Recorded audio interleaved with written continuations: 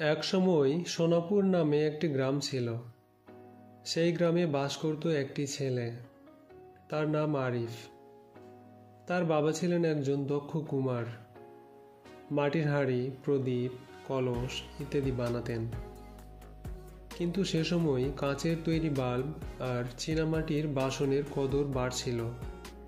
মাটির জিনিসের চাহিদা কমে যাচ্ছিল। আরিফ প্রায় দেখত তার বাবা চুপচাপ বসে থাকেন, কেউ আর মাটির প্রদীপ কিনতে আসে না।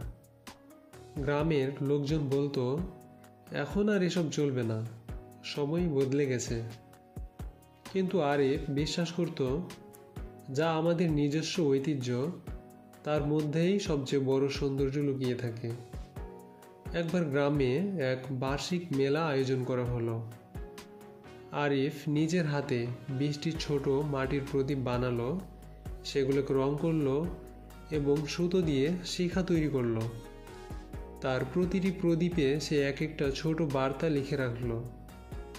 নিজের শিকড়কে ভালোবাসো, মাটির গন্ধেই ঘরের সুখ, মাটির আলোয় শান্তি খুঁজো।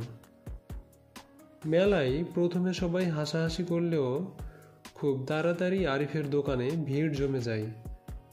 শহর থেকে আসা এক শিক্ষক এগিয়ে এসে বলেন, এই প্রদীপ শুধু আলো দেয় না, এটা আমাদের সংস্কৃতির আলো জ্বালায়।